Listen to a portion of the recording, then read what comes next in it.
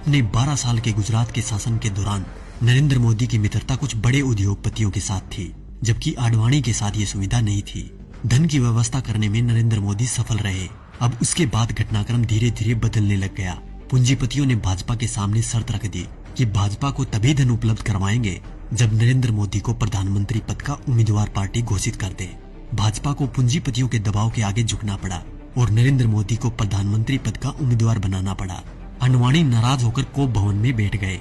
उसके बाद धीरे धीरे घटनाक्रम बदला। लोकसभा चुनाव प्रचार के दौरान मुकेश अंबानी ने देश में 22 चैनल खरीद लिए। इन चैनल को ये निर्देश था कि वो दिन रात मोदी का प्रचार करे, उनकी रैलियों के भाषण लाइव टेलीकास्ट करे और समस्त विपक्षी नेता यानी आज के विपक्षी नेताओं पर तंज कसने के लिए कहा गया।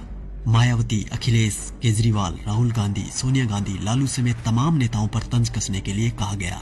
मीडिया ने ये काम बखूबी किया भी। तकरीबन 600 वेबसाइटों को मुकेश अंबानी ने खरीद लिया। नरेंद्र मोदी ने 400 रैलियां की थी। इन रैलियों का खर्चा अपने 67 पूंजीपति मित्रों के द्वारा उठाया गया। नरेंद्र मोदी को चुनाव प्रचार करने के लिए एक हेलीकॉप्टर दिया गया था। ये हेलीकॉप्टर चुनाव प्रसार के लिए अडानी ने दिया था। जैसे ही परिस्थितियां थोड़ी बदली, देश के प्रधानमंत्री मोदी जी बन गए। अरे मित्रों, मैं तो पीएम बन गया।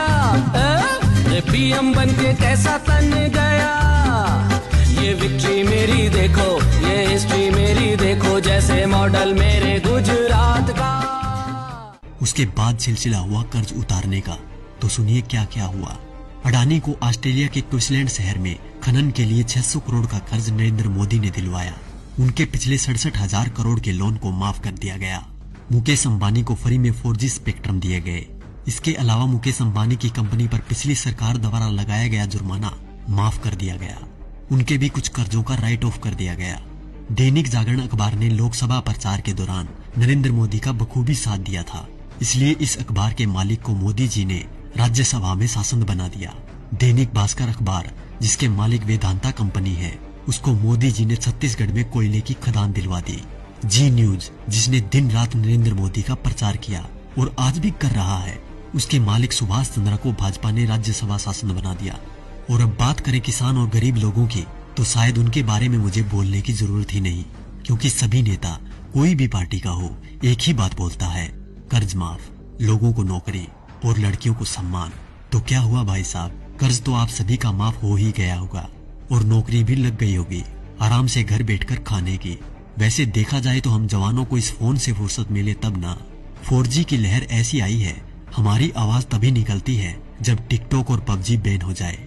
वैसे भी टिकटॉक के बैन होते ही अंबानी ने 5 बिलियन का ऑफर दे दिया टिकटॉक को कि हमें बेच दो, हम खरीद लेंगे।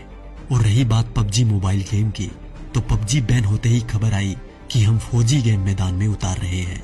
अच्छी बात है, मेक इन इंडिया होना भी चाहिए, पर शायद अब इस गेम से युवा गलत दिशा में नहीं जाएंगे, क्योंकि इसको गंगा के जल से धोकर लॉन्च किया जाएगा।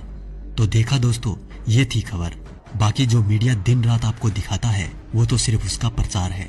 साथियों, ये खबर हर फोन में होनी चाहिए, जिससे कि बीजेपी की इस करतूत का सबको पता चल जाए।